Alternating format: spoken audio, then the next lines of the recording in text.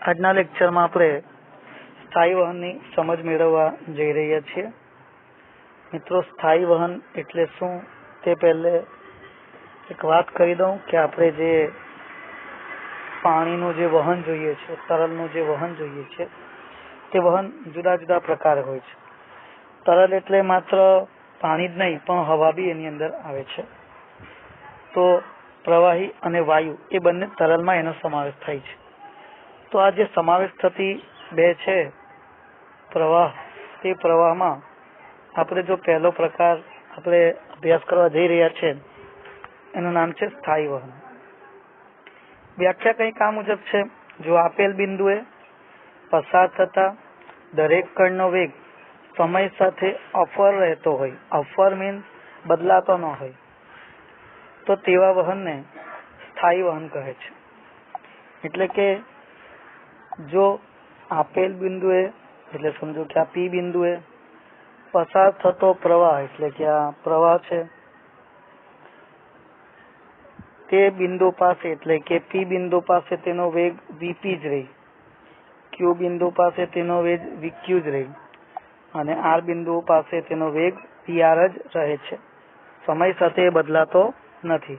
એટલે અહીંથી પસાર થતા દરેક કણનો વેગ એક જ સરખો રહે છે. એટલે કે આવા વહનમાં કોઈ પણ બિંદુ પાસેથી પસાર થતા તરલ કણનો વેગ એક સરખો જ રહે. તે બિંદુ પાસે જે કોઈ પ્રવાહ આવશે તે દરેક કણનો વેગ એટલો જ રહેશે. ઉદાહરણ તરીકે, પી પાસેથી પસાર થતા કણનો વેગ વીપી, ક્યુ પાસેથી પસાર થતા દરેક કણનો વેગ વીક્યુ અને આર બિંદુ પાસેથી પસાર થતા દરેક કણનો વેગ વીઆર જ રહેશે.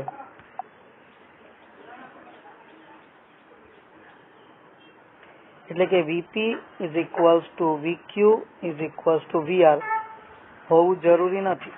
એટલે કે પી બિંદુ પાસેનો વેગ, ક્યુ બિંદુ પાસેનો વેગ અને આર બિંદુ પાસેનો વેગ સરખો હોવો જરૂરી નથી. પરંતુ જે કોઈ બિંદુ પી પાસેથી પસાર થાય છે ત્યારે તેનો વેગ વીપી એ સરખો રહે. મતલબ ધારો કે આ તરલ પસાર થઈ રહ્યું છે અને આ બિંદુ પી છે.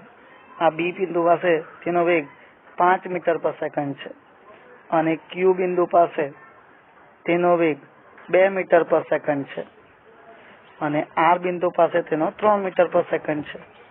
તો એનો મતલબ એમ થયું કે પી પાસેથી જ્યારે તરલ પસાર થશે ત્યારે એનો વેગ 5 મીટર પર સેકન્ડ હશે અને એ તરલ જ્યારે ક્યુ પાસે પહોંચશે ત્યારે એનો વેગ 2 મીટર પર સેકન્ડ હશે અને એ તરલ જ્યારે આર બિંદુ પાસે પહોંચશે ત્યારે તેનો વેગ 3 મીટર પર સેકન્ડ થશે. એટલે કે જે કોઈ તરલનો અહીંયા પી પાસેથી પસાર થાય તેનો વેગ 5 મીટર પર સેકન્ડ જ રહેશે. પણ એનો મતલબ એ નથી આ 5, 2 અને 3 એ જુદા જુદા હોઈ શકે, સરખા બી હોઈ શકે, એવું કઈ નહીં. સરખો બી હોઈ શકે ને જુદો બી હોઈ શકે, બરાબર. પરંતુ એવું નહીં કહી શકાય કે સરખો જ હોય, બરાબર. હોય એવું જરૂરી નથી, અલગ બી હોઈ શકે. જ્યારે કણ એક બિંદુથી બીજા બિંદુ જાય ત્યારે વેગ બદલાઈ શકે છે. જો તરલનો વેગ ખૂબ જ ઓછો હોય તેવા તરલની ગતિને સ્થાયી વહન કહે છે. ખૂબ જ ધીમેથી વહેતું ઝરણાનું વહન, મંદ વહેતો વહન અને એ સ્થાયી વહનના ઉદાહરણો છે.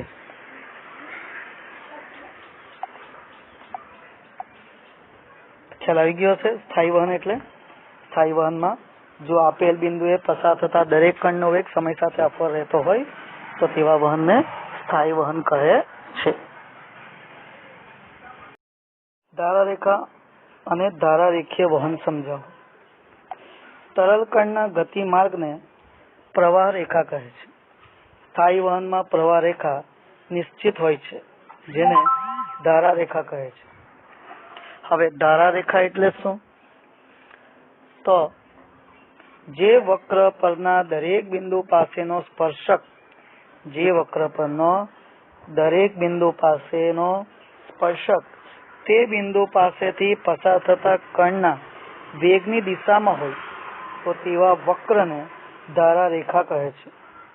આકૃતિમાં એક કણનો ગતિપથ દર્શાવેલો છે જે ધારારેખા દર્શાવે છે. આ વક્ર પર જે તે બિંદુએ કણનો વેગ તે બિંદુએ દોરેલા સ્પર્શકની દિશામાં હોય છે. જે વહનમાં આવી ધારારેખાઓ વ્યાખ્યાયિત કરી શકાય છે તેવા વહનને ધારા રેખીય વહન કહે છે। સ્થાયી વહનમાં ધારા રેખાઓ એકબીજીને છેદી શકે નહીં। ધારા રેખાઓ એકબીજીને છેદી શકે નહીં। કેમ કે અગર જો છેદે તો છેદન બિંદુ પાસે બે સ્પર્શક બને।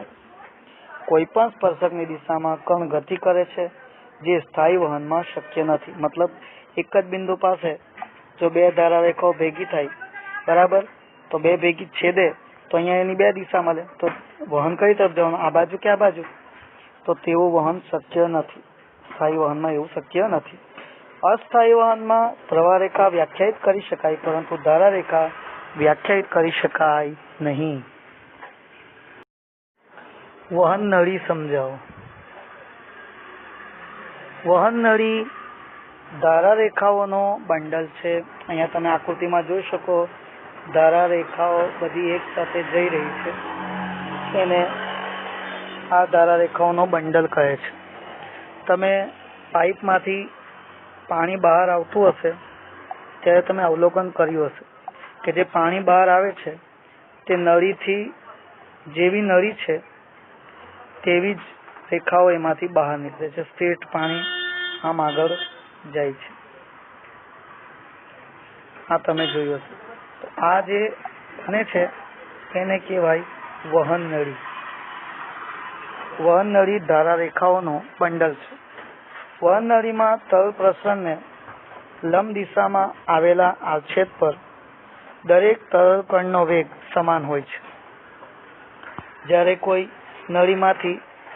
કોઈ નળીમાં વહન નળી માંથી ધીમેથી પ્રવાહ પસાર થાય છે ત્યારે નળી પોતે જ વહન નળી કહેવાય છે। ધારા રેખાની લાક્ષણિકતા। ધારા રેખાની લાક્ષણિકતા નીચે મુજબ છે। સ્થાયી વહનમાં બે ધારા રેખા એકબીજીને છેદતી નથી। ધારા રેખા કોઈ એક બિંદુએ તરલ સ્પર્શકને તે બિંદુ પાસે તરલ કણના વેગની દિશામાં હોય છે। ધારા રેખા પરના કોઈ પણ બિંદુ પસાર થતા દરેક કણ તરલ કણનો વેગ સમાન હોય છે, પરંતુ જુદા જુદા બિંદુએ વેગ જુદા જુદા હોય છે। તરલ કોઈ આછેદ પાસેથી લંબરૂપે પસાર થતી ધારા રેખાઓની સંખ્યા વધુ હોય છે, એટલે કે ગીચોગીચ હોય છે, તો તે આછેદ પાસે તરલનો વેગ વધુ હોય છે। ધારા રેખા અને ધારા રેખીય વહન। તરલ કણના ગતિમાર્ગને પ્રવાહ રેખા કહે છે। આકૃતિમાં તરલના એક કણનો લાક્ષણિક ગતિપથ દર્શાવેલો છે। સામાન્ય રીતે વહન કરતા તરલમાં કોઈ એક કણના ગતિ કરતા કણના વેગનું મૂલ્ય, દિશા બદલાતી હોય છે। તેથી કોઈ એક બિંદુએ પસાર થતા બધા કણો એક જ માર્ગે ગતિ કરતા ન પણ હોય। સ્થાયી વહનમાં કોઈ એક બિંદુએથી પસાર થતા કણનો વેગ સમય સાથે અફર રહે છે। ધારો કે આકૃતિમાં P બિંદુ પાસે વેગ Vp, Q બિંદુ પાસે VQ, R બિંદુ પાસે VR અને S બિંદુ પાસેથી પસાર થતો વેગ VS જેટલો હોય છે। આમ સ્થાયી વહનમાં P પાસેથી પસાર થતા દરેક તરલ કણનો ગતિમાર્ગ આકૃતિમાં દર્શાવ્યા અનુસાર મળે છે। સ્થાયી વહનમાં આવા સ્થિર ગતિમાર્ગને ધારા રેખા કહે છે। સ્થાયી વહનમાં પ્રવાહ રેખા ધારા રેખા એક આકાર બની જાય છે। ધારા રેખા જે ગતિમાર્ગ પરના દરેક બિંદુ પાસેનો સ્પર્શક તે બિંદુ પાસેથી પસાર થતા કણના વેગની દિશામાં હોય તેવા ગતિમાર્ગને ધારા રેખા કહે છે। જે વહનમાં ધારા રેખાઓ વ્યાખ્યાયિત કરી શકાય તેવા વહનને ધારા રેખીય વહન કહે છે।